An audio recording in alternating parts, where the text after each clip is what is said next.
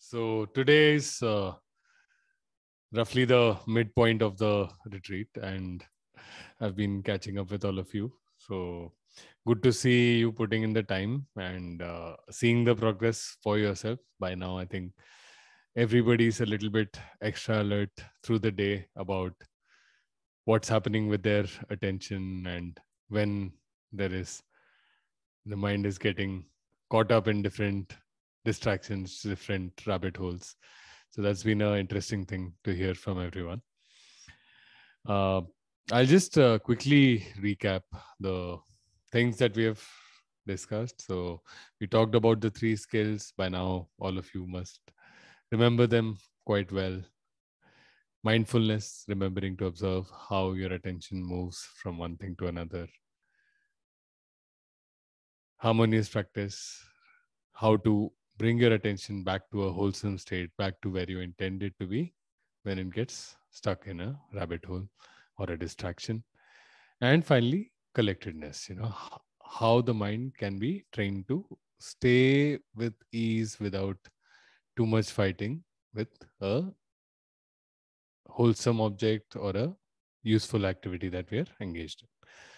So we talked about these, we understood about distractions, hindrances, different flavors in which they can come and take our attention away. We talked about the prehistoric basis for this information seeking behavior, continuous information and stimulation seeking behavior, the different types of hindrances, greed, aversion, restlessness, laziness, and doubt.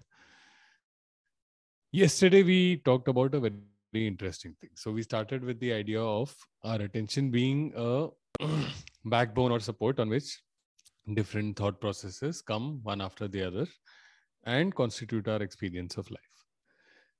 We talked about how attention can move from one thing to another and how to bring it back. We also went really deep into this. We zoomed into this and understood what are the ingredients that form a particular slice of time or a moment of time. So the five aggregates of form, consciousness, feeling, perception, and conditioning. Right. So the five aggregates of Roop, Vigyan, Vedana, Sanskar, and Sangya. Right. So these five coming together to form any moment of experience. So, like I said from the beginning, what is very important for us to see in our practice is how attention moves from one thing to another. This unit is what will help us to understand what is happening at any point of time in our life, right? And today, what we're going to do is not just from that slice of time, one slice of time, how do we go from one slice of time to another? How does that movement happen? How does our thinking evolve during that movement? So that is what we're going to discuss today. So our mind acts like a prediction engine, right? So you go to a shop, you buy something and you pay, say, you buy something for, say, 55 rupees and you pay 100 rupees to the shopkeeper and you expect 45 rupees back, right?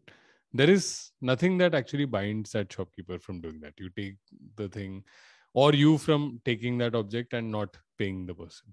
But there is an expectation that the shopkeeper allows you to pick up something from the stall because he expects that if you're going to take it, you're going to make a payment, right? And when you give the money to the shopkeeper, you have an expectation that that person will deduct only the money that is required for that item, right? So we are predicting what will happen, and over time we have learned what predictions are good, what predictions are not good. So for instance, you will not leave a child in the care of a complete stranger, but if you know somebody, you've had some familiarity with that person for a long time, you trust them, you will leave your child with them for some time, right? And if it is somebody in the family, you will leave the child with them overnight also, right? So we have some, even though there is no guarantee of the future, we have some expectations. We predict what the future might look like, and accordingly we take actions.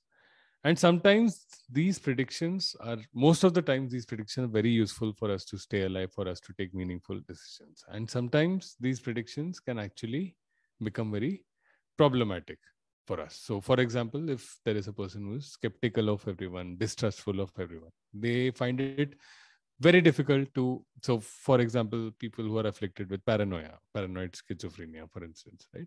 They find it extremely difficult to trust anybody to do something that is in their interest. And this is an extreme example, but the same kind of behaviors come into us also. So we often, our predictions may not be very helpful for us because they've become very skewed in a certain manner.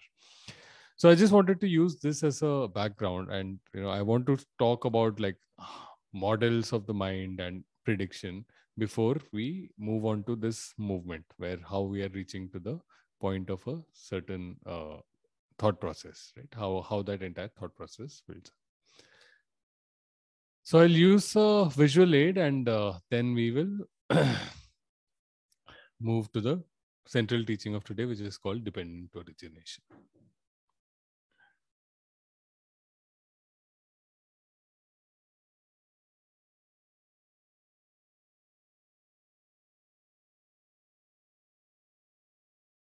Okay. I really like this quote. This is by a British statistician called George E.P. Box. And his claim is all models are wrong, but some are useful. So whenever we model something, right? So we are really, really approximating the reality. We are using a model to approximate reality. So for example, we talked about this yesterday. Right now, you're looking at a screen and you're listening to sounds coming from the computer speaker, laptop or mobile phone speaker. But for all practical purposes, you are actually having a conversation with me. So this is a model that is an approximation of reality. It is not an exact representation of reality. For example, you may see my room in a certain color, but the reality may be a little different because of the way it is lit or whatever. Right? So you have a certain estimation of reality, but it's only an estimation. So all models are wrong.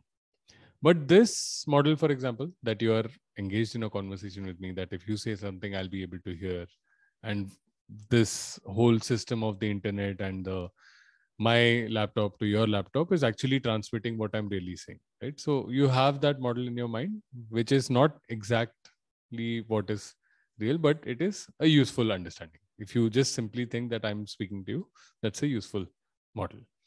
So this is very important for us to understand. So whatever we experience in the world, whatever we see is a model, is a representation of the world, and it is inaccurate. What we need to actually understand is whether this inaccurate representation is useful or is it not useful, right? So that is an important thing for us to understand. I'll just illustrate this with a few examples.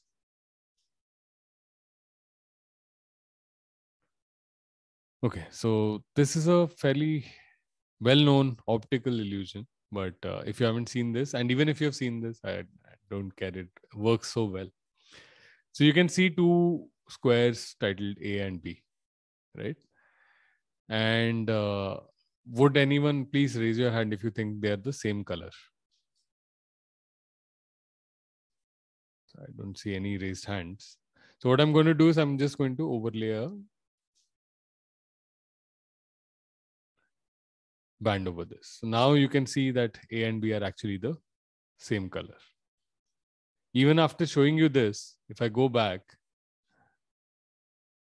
and you just look away and you look back again over here, you'll feel that they are different colors because your mind says this is a model of a chessboard, and on top of it there's a cylinder, there's a light, and it's casting its shadow, and all alternate squares are black or white respectively, right?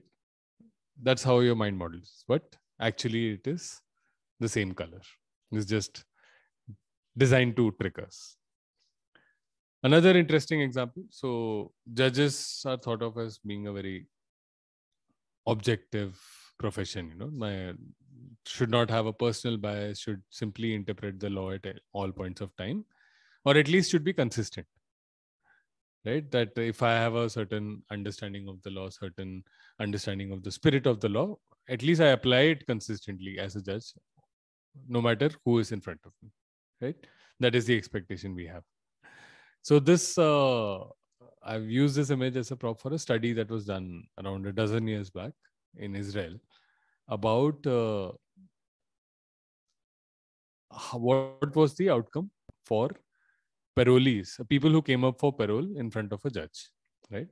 So either they are granted parole or they're not granted parole. And interestingly, the percentage of people who get parole goes from 65% at the beginning of the session, and from there it goes down to 0% right before lunchtime. So right before lunchtime is the worst time to come in front of a very senior, very knowledgeable judge, right? So even though they're using the same law, it is the same person, right? So what's happening is, there is the judge assume that I have the same model of administering the law, but actually it is not only incorrect, at times it may be not useful because it is being inconsistent across time. And it's not a small difference, right? The parole grant rate is going from 65% to 0%. Just like that, another example, right? So slightly largish person, if you were to use the estimate of their size to figure out whether they can fit next to you on a bench, then that model will probably be useful. But if you look at them and you make a judgment about maybe their honesty or their ability to work diligently, you may be completely wrong. So we keep reducing people, situations, different things in life to models, because that is how we interact with the environment. We reduce the environment into models and take action accordingly. So you know that you go to a shop, you pick up something and you pay the shopkeeper and you're done, and the person will pay you back.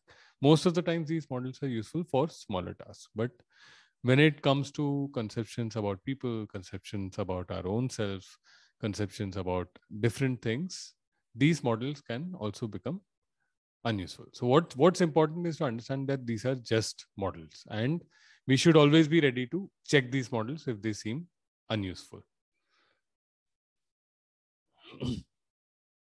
And the other important part, right? So the mind actually works with, so not only does it compress reality into a model, it also takes a very small amount of reality, right? So when we looked at the chessboard, so even the second time when I showed it to you, it didn't really look at all the colors at in square A and all the elements in square A and square B and conclude that they're the same color. It again used a small part of the data and figured out that they look different. So even when we, for example, in our vision, 95 or 96% of our visual cortex is used to process the size of an extended thumbnail. So if I extend my arm in front of me and just the area of my thumbnail, so 96% of my visual processing is focused on that. And everything around me is actually, I'm making predictions with 4% of my visual processing capabilities, right? I'm making predictions of what is there or not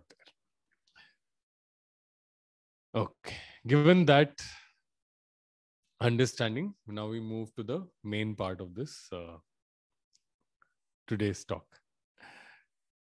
Like I mentioned, the talk today is about dependent origination. And for those of you who are not familiar with this topic, so we'll get to this. Let's first see what is the importance of this placed by the Buddha. So Sariputta, one of Buddha's foremost students, he's quoting the Buddha. He says, "Now this has been said by the Blessed One. One who sees dependent origination sees the Dhamma, and one who sees the Dhamma sees dependent origination." So the word Dhamma in this context means the natural law of mental experience. So just like you have physics, the laws of physics, so you have laws of human experience, mental experience, right? The word Dhamma in this context means the law and the phenomena of mental experience.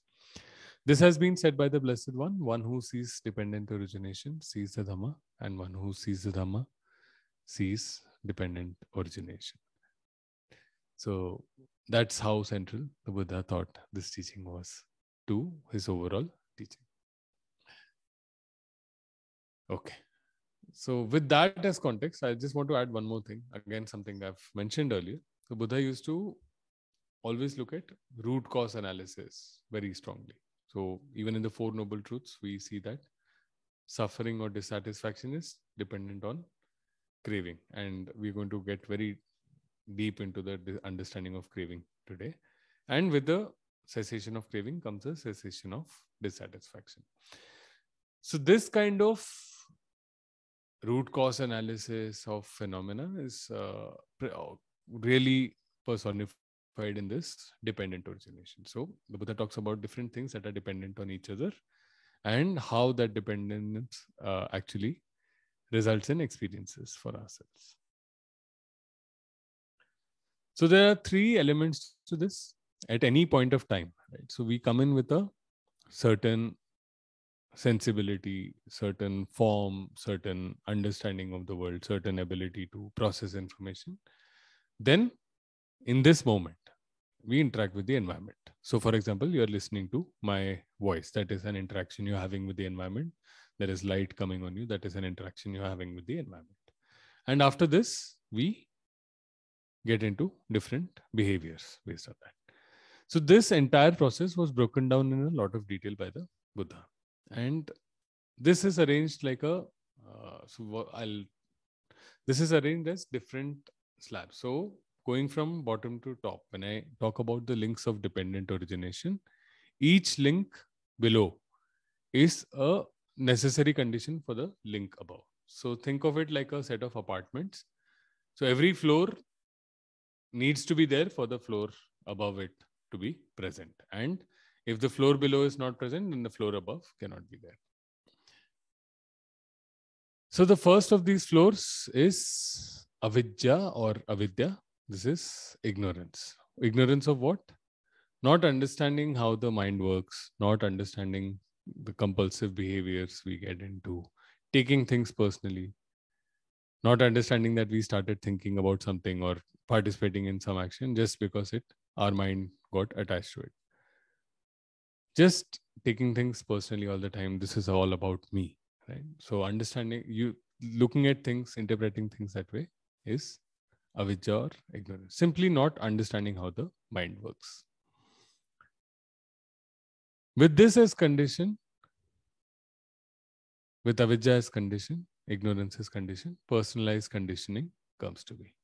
So when you take everything personally, so those impressions build into us, right? So if somebody says something and you feel terrible about it, you build a conditioning, you build a habit of responding badly to that, right? So your conditioning, your sanskar come from the impressions that have arisen from actions that you have performed and experiences that you have been subjected to, experiences that you've had. So that defines your, whether you like the vanilla or the chocolate, right? Or whether you take one marshmallow or you wait for 2 marshmallows to come, from yesterday's example. So impressions from actions and experiences. And this is personalized. So because we took things personally, they have a certain flavor. If we don't take things personally, the impressions from actions and experiences are different. Currently, we act mostly from personalized conditioning. With conditioning as a base, consciousness comes to be. Vigyan, information processing ability, the ability to have experience, the ability to make sense of information comes to be. With consciousness as condition, mentality, materiality comes to be. This is also known as Nama Rupa. This is the link between mind and body, right? So we have a mental realm, we have a physical realm. Mentality, materiality joins the two. And mentality, materiality affects consciousness. How we think affects how we feel in our body, and how we feel in our body affects and how our body operates, literally. Not just how we feel, but how our body operates. Our mind, state of mind affects that, and how the state of the body is actually affects the state of mind as well. With mentality, materiality as condition, the sense spaces come to be. So now that we have a link between the mind and the body, now we are going to the windows to the external world. Like we discussed yesterday, the mind itself, the brain, for instance, does not receive any signal from the external world. It is coming to it from the different sense spaces, right? With the sense basis as condition. You can think of the sense basis as sensors. So these days, the great thing that we have is we all have mobile phones. So we are all, or laptop computers. We are all familiar with the idea of sensors. So the eye can be treated as akin to a camera sensor, light sensor that you have on your phone, or a mic. So ear can be akin to a mic, right? Something that processes auditory information. So these are essentially sensors for information. This is essentially our current foundation, the current system with which we are encountering the moment. So we have a certain way of, certain personality, certain ability to process information, certain link between our mental realm and the physical realm, and certain sensors with which we encounter the environment. Now what happens? We have contact with the environment. We have interaction with the environment. An event happens. So information event consists of three things. The sense base, for instance, my eye is receiving light from the laptop in front of me, and my ability to process visual information is activated, right? So eye plus sights plus eye consciousness. These three are coming together. And a contact event, an information event, can only happen if all three are present. If my eyes are closed, I do not have this contact event happening. If this light is not coming from this object, then that contact event is not happening. And if my ability to see, my ability to process information is not present, then this contact event is not happening. With contact as condition, feeling comes to be. We talked about this yesterday. So if you were to touch something very hot, even before you know what it is and which part of you is actually touching it, you first feel that unpleasant feeling from, if you put your hand on a hot stove or something by mistake, right? Or if you step on a thorn. Before you know what all is happening, before you know whether it's a thorn or a nail, you have this painful feeling that comes up. And similarly, you can have a pleasant feeling, right? So you smell something delicious, and before you exactly know what it is, and before you know whether the mix of spices, balance of spices seems very nice, you know that it's something good, right? We talked about how Vedana or feeling actually attenuates our attention. So with contact is condition, feeling comes to be. And now you can see the dependence, right? So if there is no sense base, there'll be no contact. If there is no consciousness, there'll be no contact. If there is no contact, there is no feeling associated with that. So every part of this edifice is dependent on the parts that are below it. So this is the moment of interaction. Now we are making sense of our environment. We are modeling the environment. We are predicting what is happening there right now and what is going to happen next, right? So we get into that process of responding to the environment. So we came into this moment with a certain system. We encountered some information from the environment, and now we are getting ready to make sense of it and decide what we need to do so that we can extend our survival, right? We can basically service our motivations. So based on the different feelings that are coming up. Now, this is very important. This is the absolute beginning. So this section of compulsive behavior is where you start to take things personally. So far, it was a contact. You had no volition related to it. You didn't make a choice to see things. Your eyes were open. Some information fell on it and your eye consciousness was active. So this contact happened. And because this contact happened, some feeling came up, right? So you don't really control that as much. Now comes the craving. So craving is your entire mind body system decides which of the feelings. So different feelings are coming. I'm getting a very neutral feeling from this water bottle next to me because my mind doesn't see it as a threat or opportunity. If I was very thirsty and it was empty, maybe I would get a painful feeling. It is not, so I'll just hydrate for a second. But the feeling essentially attenuates your attention, and craving makes it personal. So once our mind body system decides that this is the most important thing in the environment, craving makes it personal because that is the fastest way to take action. So if you see a vehicle speeding towards you and you start doing your physics, right? The speed of the vehicle, the fact that it is made of metal, the fact that you're made of skin and bones and flesh, and what will happen if the two collide. You can't do the physics of it, right? The best way to take action is to say, I need to get out of it. As soon as your eye gets latched onto something, it becomes the highest priority and it moves you to action immediately, right? So that is why this mechanism exists. But this craving can get stuck with a lot of things that are not really essential for our survival and may even be harming us, right? So for example, in the case of addiction, the same circuits of identifying threats and opportunities in our environment, it gets warped, and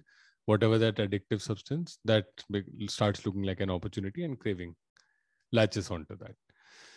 So craving latches onto things that have very substantial feelings typically, right, in the current situation, and it personalizes. It says, I want this, I don't want this. Okay. So what's happening is now, when we start to model the world, we want to move. So as sentient beings, right? So we are always trying to respond to the environment to get what we want. So if there is something in the environment that disturbs us, we want to go away from it. If there is something that is good for us, we want to go towards it. So craving is that I like it, I don't like it, or I want it, I don't want it, mind. So it says I want something. So if something is pleasant, I want more of it. Something is unpleasant, I want less of it. And with craving as condition, clinging comes to be, upadan. So here we are now reducing the environment into different things, right? So we are making sense of the world. Why do I like it? Why don't I like it? So we are starting to add stories about it. Somebody said something to me. Okay, maybe they called me by a nickname that I don't like. Initially, the contact will happen when they said that.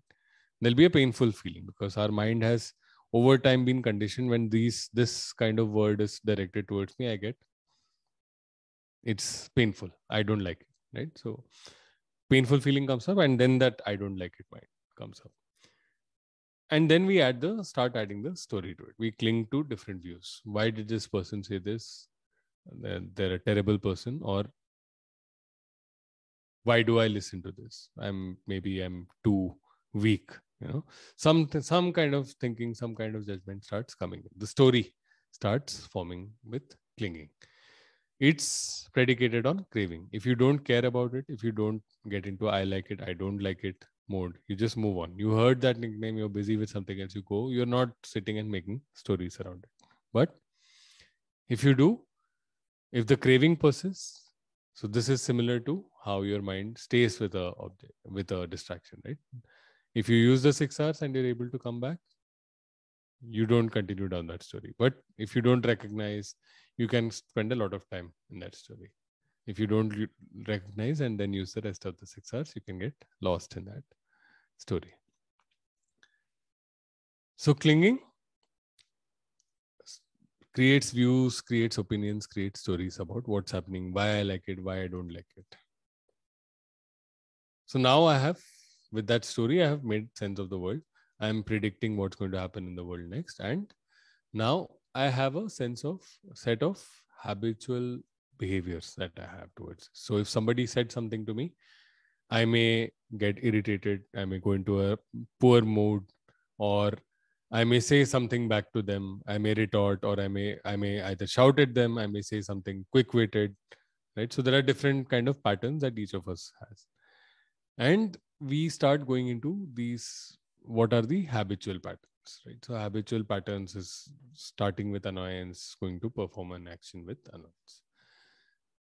Based on this, we take a action. So on that particular day, particular context, particular moment of time, there will be a certain action. So on another day, you may have responded in a different way. On that day, you may have responded in a certain way with a certain choice of words, for instance. So this specific action depends on the specific context, specific moment that you are experiencing this. This is the compulsive behavior that is based on the habitual patterns that we have. Based on habitual patterns, birth of reaction comes to be. And based on reaction comes the consequences of this reaction. Right? So if we take a step back quickly, these are the 12 links of dependent origination, starting from ignorance, going right up to aging and death. We can look at these in 3 parts. In every moment, we are coming in with a certain existing way of being, existing configuration. Then we have an interaction with the environment. Based on that, we make sense of the world. We predict what's going to happen, whether it's good or not for us. We get attached to certain outcomes, right? So the action that we take is attached to, I don't like it. So either I run away from something or I scream at it, right? So something, for example, the fight, flight, or freeze response is a kind of reaction, right? So I don't like it, so I must fight, flight, or freeze. Or if I like it, I must do anything to have it. So those kind of actions come based on how much we are personally attached to things and what our habitual patterns have been in the past. Now, the problem with this is extremely useful when you are in a basic survival, right? So being able to see a vehicle speeding towards yourself, getting out of the way, very useful. This model works for that use case. Something is falling down, you step out of it. Great. Somebody, is always unreliable about time, so you budget extra time for it, right? But what happens is, over time, we get more and more with multiple things, we get very personally attached, and we start treating stories of those events as the actual reality of what is happening. So for example, let's take an example of, there are, for example, 2 roommates, right? One keeps their home spick and span, and another person does not keep the home spick and span. And the person who doesn't keep it spick and span, they leave a sock on the floor, right? The other person comes, there is a contact, right? They have a certain conditioning, they have a certain sensibility. They are the neater and cleaner of the 2, right? And based on that sensibility, based on that sanskar, that personalized conditioning, when they have that contact, they see this, they note that something is lying on the floor, which shouldn't be there. They immediately get a painful feeling, right? The Vedana is painful. And then the mind latches on with, I don't like it, right? That craving. As long as the mind stays with craving, the clinging, the storytelling will continue to proliferate. So I don't like it. Why has this other person left this? Why can't they take care of their own things? Why do they expect me to clean up after them? What's wrong with them? What's wrong with their upbringing? Right? Why are they so inconsiderate? So you can get into any number of stories. Eventually, the action available to you is, the wholesome action available to you is probably to pick it up or to ask the other person to pick it up, or pick it up and tell them later that I need you to be more careful. That is literally the only thing that will help. But when we start getting caught with craving, clinging, we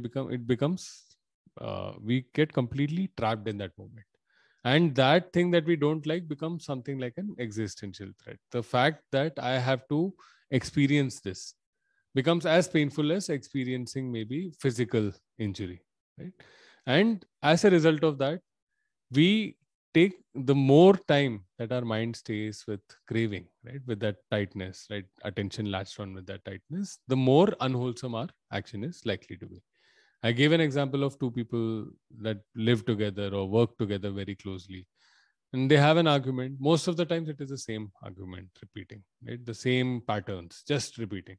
And that's because the craving is underlying and holding on. So as long as it is about as long as it is about me, I like it, I don't like it, the mind says this is the most important thing. If there is something I don't like, then my first duty is to change the world so that I can accommodate what I don't like. It's no longer in that state of I don't like, right? And this is the continuous process that is happening. As long as the craving is there, we'll be Clinging will be predicated on that. Habitual patterns will be predicated on that. Birth of the reaction will be predicated. And this is a continuous loop, right? So once you take an action, let's say, for example, you saw that sock. You are the person who keeps the room clean, right? The first action may simply be a mental action. Says, this has happened again. There'll be a painful feeling based on that. Your mind will latch further onto that thought process that I don't like it. Then there'll be the next round of storytelling, another mental action. And eventually there may be a physical action. You bang things or you add more things to that, or you call up the other person and scream at them, right? So that may be the eventual moving of that action. So as long as there is craving, you are not able to look at the reality as it is. You are not able to see that there is something and maybe it needs some action. It becomes all about how I feel about it. I like it, I don't like it. And that I like it, that I don't like it is also based on models and preconceptions that you have of the world. It is, we take in very small part of the data that the world is presenting to us. We reduce that further into models, right? So when we looked at that large person and we say, okay, this person must be like this. If somebody, broke the chair, it must probably be the large person, right? So we make those kind of assumptions. So that's what's happening. And dependent origination helps us understand this entire process. Now, why is this important? So if you see, till the point of environment interaction, we are not really in that moment. We have appeared into that environment and things are happening around us. It is from craving that the personalization of the situation starts to happen. And that is why the Buddha also calls out craving. So dissatisfaction comes as a consequence of these reactions that we do. But the first point at which we can break this, topple this house of cards or break this layer is at craving, right? So when I like it, I don't like it. Instead of just seeing things as they are, understanding what is the most wholesome action required in this situation, we go on to what I feel, the agenda of I. So the Buddha says the root of suffering is craving, and with the cessation of craving comes the cessation of suffering. The other good thing is about craving. What happens is, think of a river, right? So a river starts off small from a glacier, few drops, then different streams join onto it, and then comes down the slope. And finally, it keeps adding more and more volume of water. And at some point, it becomes uncontrollable. It may also flood, right? And this is what happens. So by the time we have gotten into habitual patterns, it's very difficult to stop ourselves. But craving is a point where you just start to feel that tension and tightness in your mind. If you let it go, this is like trying to control the river very, very upstream, maybe when it's just a small stream. At that point, taking any action is much more effective rather than trying to modify things when it has become a very wide, very powerful, very uncontrollable river. So that's why the Buddha also talks about craving as the point that we can work with. And we use the 6 R's to change this. Now, what happens when we use the 6 R's? So let's take the same example. We saw the sock, had a painful feeling. Immediately the mind went, I don't like it, latched onto that. What we did, we became, using mindfulness, we became aware of this tightness and we let go. We use the 6 R's. Like my mind is going into craving. It's the root of suffering, right? So we use the 6 R's, we let it be. As a result of this, we were able to identify that, actions that are available to me are like very limited, wholesome action. Let me perform that. What happens is every action that we take, so if we see below, our conditioning is impressions from actions and experience. So when we take an action in rage, we are reinforcing this. We have taken things personally, right? Well, because craving was the basis. So we reinforce our ignorance.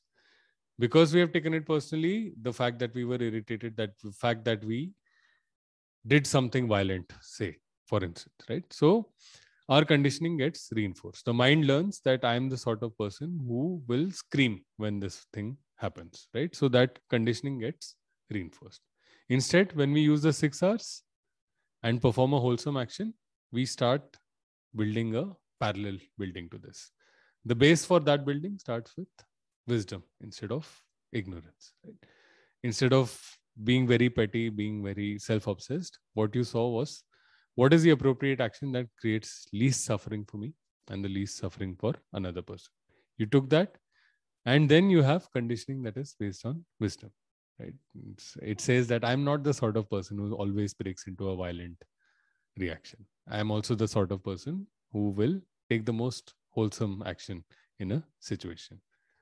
That changes the way you process information. That changes the way your sense base. That changes, for example, further down the line, the feeling that you get when you encounter the same situation again. Instead of feeling as painful, it may be a little less painful. So one other kind of example that I have seen, for example, very strongly in my life, and I grew up in Delhi, used to drive in Delhi, and Delhi roads are like a circus, right? So people are extremely agitated, and circus is actually insulting circuses, but people are extremely agitated, extremely angry, frustrated, stuck, always driving angrily, and I had been part of that, right? And today it's been maybe 5 years since I've honked the horn while driving in Delhi. I've not lived in Delhi for the last 2-3 years, but at least like before that, didn't honk a horn. What changed? Over time, conditioning changed. So every time, by deciding not to honk at a certain place, my mind learned that I'm not the kind of person who honks. And how did that change happen? Because I was able to let go of the craving.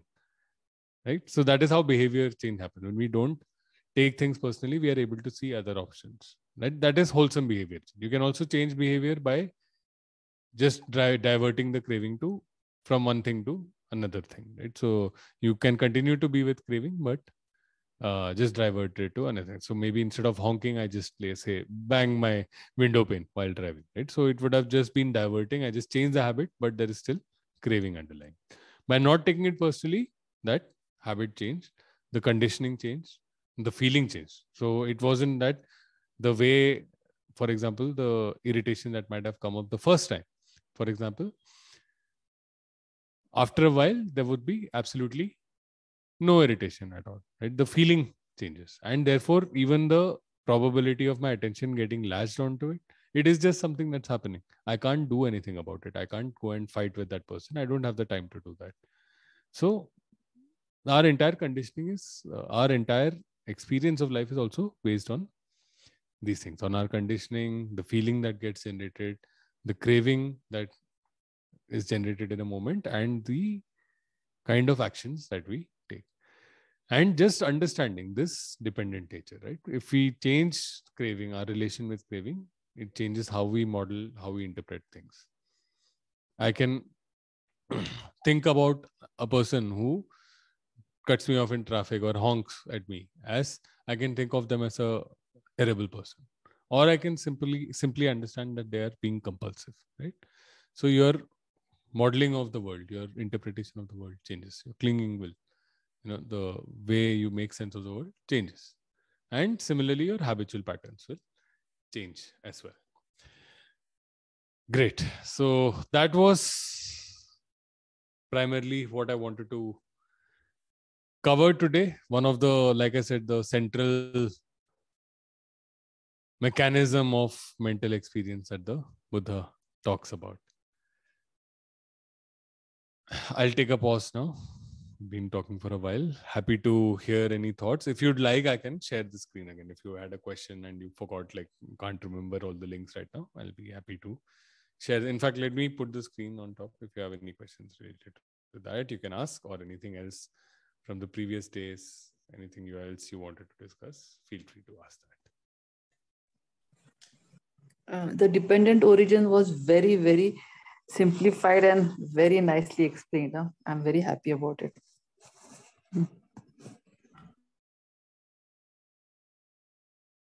Same here. Great.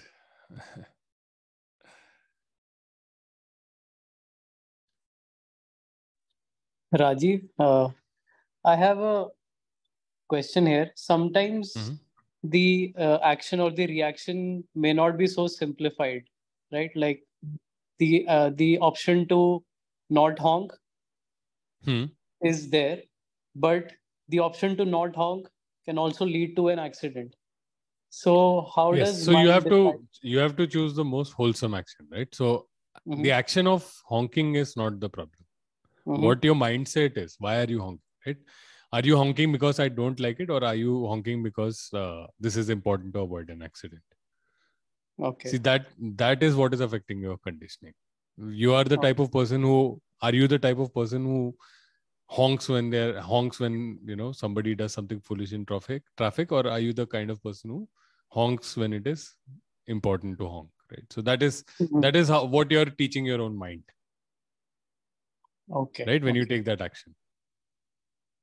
Got it. So like if a situation is interdependent on 3, 4 different situations, then you take the best call in that situation, right? Yes. That's what. So there is no straightforward way, to understand what is the wholesome action Mhm, in yeah. at any point of time, and that is one of the most, that walking that ethical line is one of the biggest challenges as a human.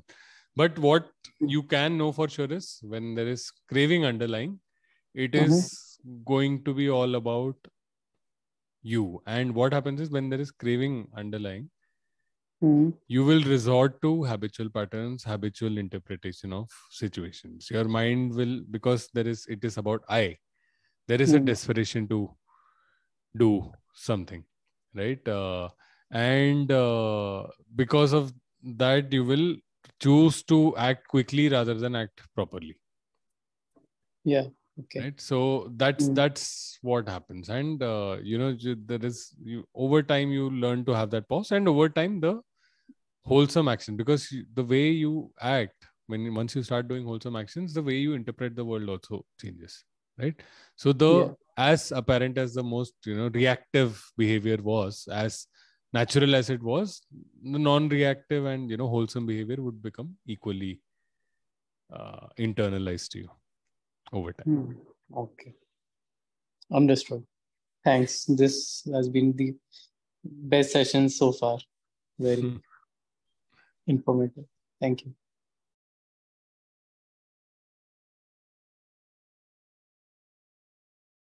Uh, Here we are giving importance to craving. Craving is the main Yes. where the turning point starts, not the Yes. feelings. Yes. So feeling is happening. You have already come into this moment with a certain conditioning, and that conditioning colors your feeling, right? So when contact is happening, you're not able to uh, change the contact, and when that contact happens, the feeling comes up automatically. So tomorrow, I understand where you're coming from. Tomorrow we'll talk about that a little bit. So I'm assuming that you're talking about feeling, because what happens is when we look at feeling arising and subsiding, we get an understanding of impermanence. So that is a different understanding that also feeds into dependent origination and the overall understanding of the Dhamma. We'll go into that tomorrow. But why we look at craving is because craving is the point. The feeling is not something in our control. Once the feeling has come up, how do we relate to that craving, that feeling, and how do we act upon it? That is where things start becoming personal. Things start becoming about us.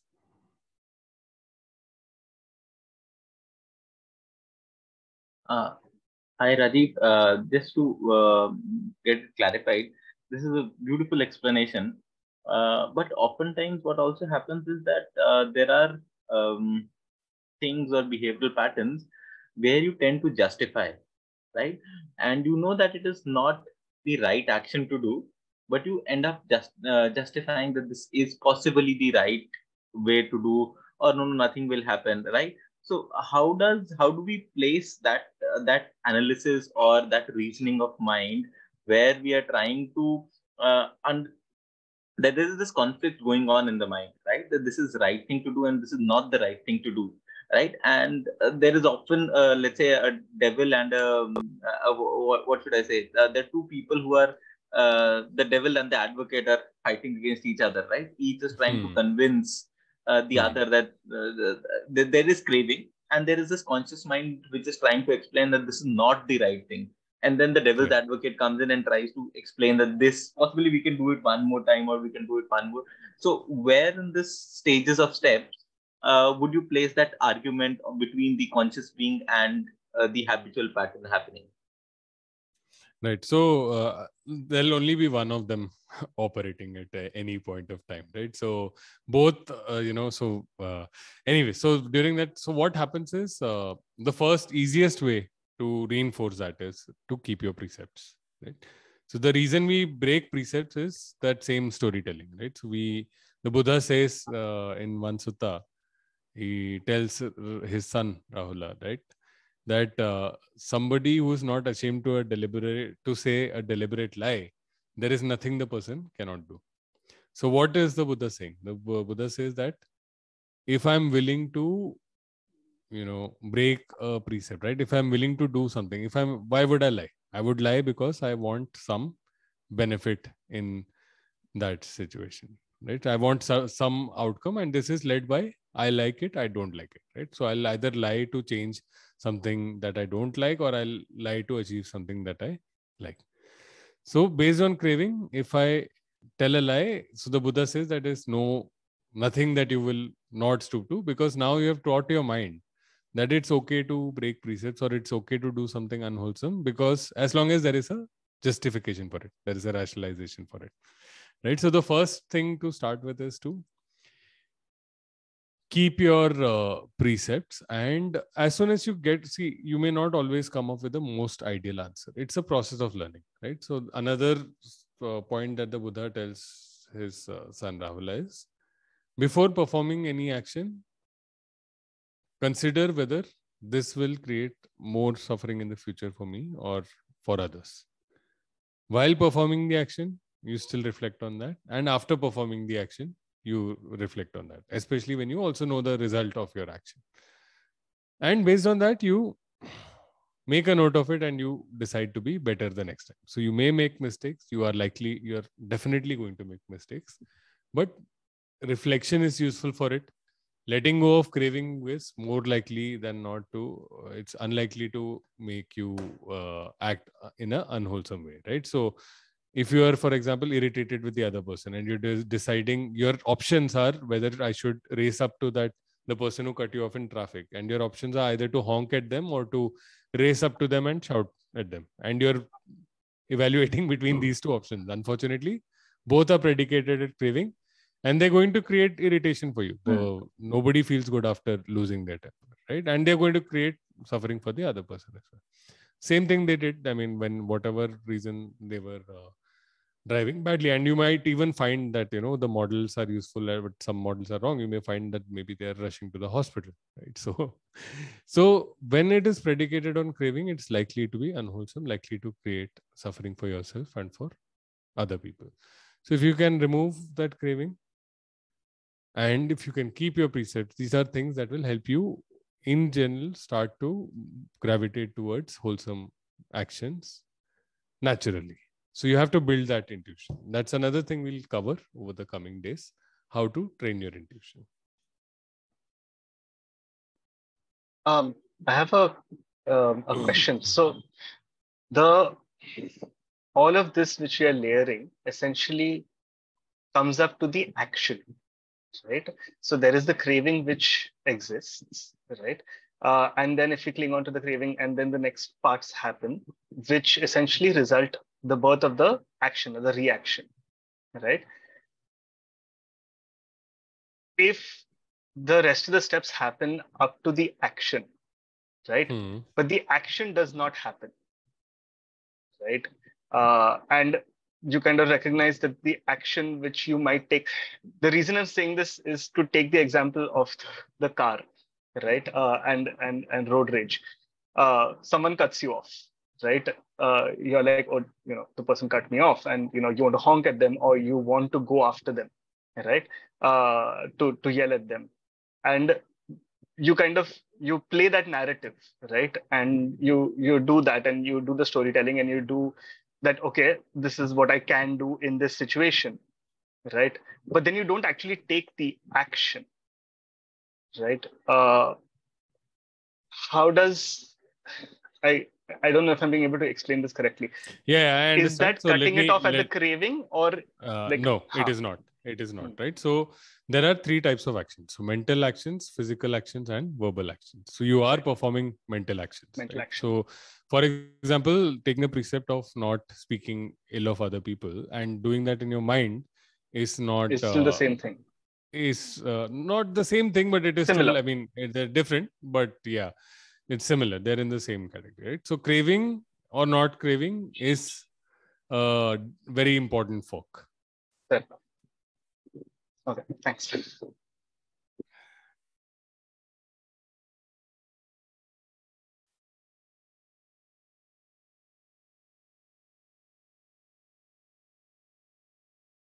Great. Any other questions or thoughts?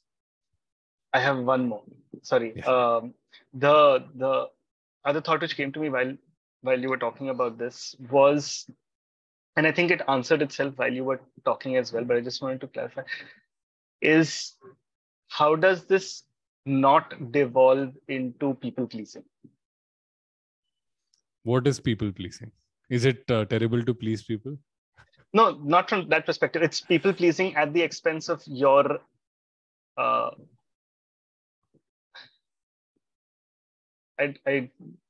enough. What is people pleasing?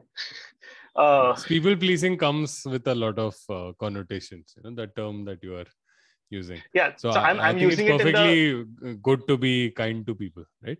So the thing is, it's your suffering as well as other people's suffering, right? So you have to take an action that is. So some actions will be disagreeable. Okay? There's another very nice sutta where the Buddha says, but you have to. Your motivation is important. Are you doing it because you're trying to protect your sense of self, or are you doing it because it needs to be done, right? So I won't go into the whole sutta, but the Buddha, so a young prince comes to the Buddha and he says, would you ever say something disagreeable, right? Something similar kind of question. And the Buddha says, if it is beneficial and if it is useful, if it is factual, if it is true, then I will find the right time to say it, right? Because I have compassion for everyone. Okay. And he gives the example that if there is something stuck in your child's throat, so he asked the prince, would you take it out? Prince says, yes, of course. He says, what if it was dislodged so badly that you would end up drawing blood if you take it out? So I'll still take it out because I love that child. I have compassion for that child. So your motivation, what is underlying your thought process, your action, that is very important. Yeah.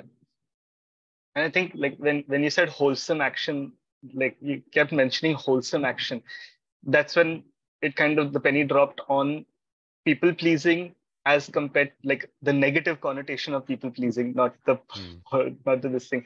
And a lot of times people pleasing comes from a want to avoid immediate conflict, right? And assign that conflict to another day, right?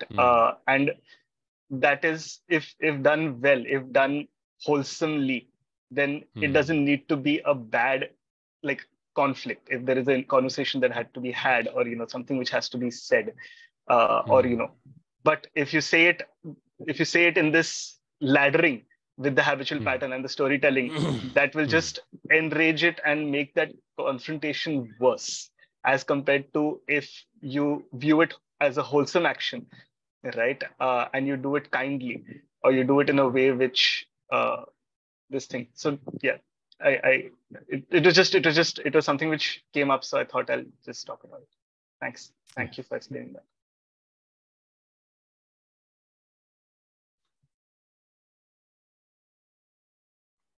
Great. So let's wrap up by sharing some merit.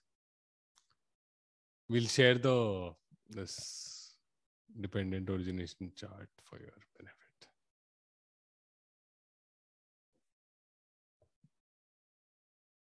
May suffering ones be suffering free, and the fear struck fearless be. May the grieving shed all grief, and may all beings find relief. May all beings share this merit that we have thus acquired for the acquisition of all kinds of happiness. May enlightened beings of mighty power share in this merit of ours. May they long protect the Buddha's dispensation. Sa.